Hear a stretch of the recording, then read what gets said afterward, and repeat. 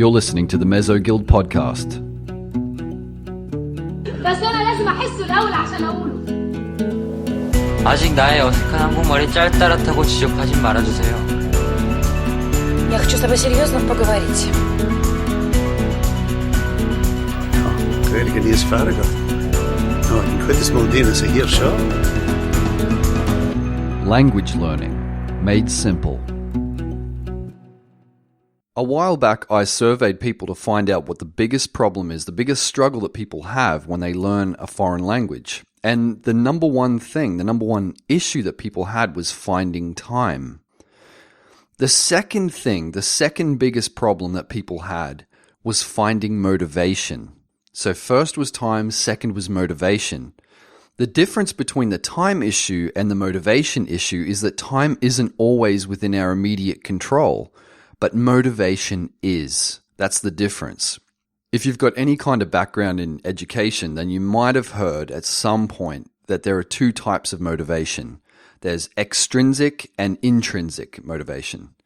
Extrinsic is motivation that we get from our environment, from outside of ourselves.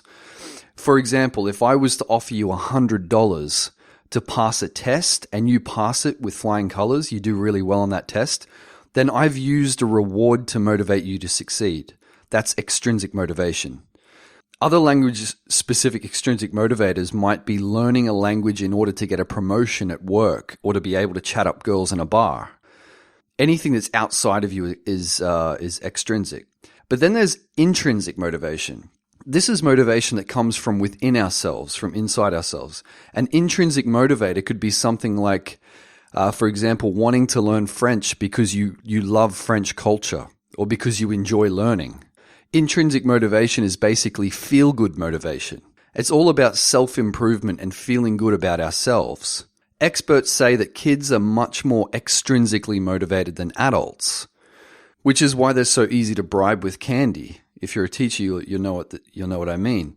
And as we get older, we become more intrinsically motivated. In my experience and opinion, some adults are far more similar to kids, though, in that some adults actually are far more extrinsically motivated. A lot of people stay mostly extrinsically motivated for certain things their entire lives. And in the case of adult language learners, unless there's a serious extrinsic motivator, like getting a job promotion, for example, then there just isn't enough motivation there to do it. When you hear of polyglots learning their umpteenth language and you're just amazed at how they do it, remember that they're mostly just intrinsically motivated to learn languages. They do it because it makes them feel good. They enjoy it. I have a good friend, for example, who buys and collects old cars, vintage cars. He has way more than he needs, and he continues to buy them. He keeps buying them. He treats vintage cars the same way that I treat languages. We're all intrinsically or extrinsically motivated to do different things. Everyone's different. So really the first thing you need to do is decide whether or not you're intrinsically or extrinsically motivated to learn a language. If you learn languages just because you enjoy it, then you shouldn't really have as many issues with motivation as it'll be something that you just do because you really want to. People who rely on extrinsic motivation are the ones who will struggle the most to find it when learning a language. So, how do you find motivation to learn a language? First of all, get serious. When I sit down to get something done that's important to me and motivation starts waning, I tell myself this: there's nothing on earth more important than what I'm staring at right now. There is nothing else on this earth that is more important than what I'm doing right at this very specific moment. You have to put yourself in a zone where language learning is do or die. Now, one of my heroes, one of my biggest heroes is Bear Grylls, the former British SAS survivalist on Discovery Channel, and I've been reading a motivational book of his called A Survival Guide for Life, and he tells this story in his book about one of his friends who had piles and piles of unfinished work that he couldn't find the motivation to finish. He just couldn't bring himself to finish this huge amount of work, and it just kept piling up. And it became too much for him. And then one day, one of his friends invited him to Fiji for a holiday. He said, come join our family for a holiday in Fiji. But the only way that he could go on that holiday was if he could finish all of that unfinished work. And Bear Grylls then goes on to say that his friend just smashed out all that work and finished it in lightning speed. So this huge task that he just couldn't do, he could not possibly do, he destroyed it. He destroyed it really quickly because he wanted to go on that holiday to Fiji. It was a great extrinsic motivator. The trip to Fiji really pushed this guy to get everything done. And Bear Grylls concludes by saying that whenever you struggle with motivation, just go to Fiji. Just have your Fiji thing there that pushes you. The good news for us is that we don't need to have a holiday to Fiji on the horizon. We can apply the same principle to our own motivation when it comes to language study or anything else, simply by denying ourselves pleasures and rewards until it's done. Now, if you're the kind of person who finds language learning boring and monotonous, you just hate the thought of having to sit down and study something, then you're probably learning it in a way that makes it boring. You probably need to change the way you're learning.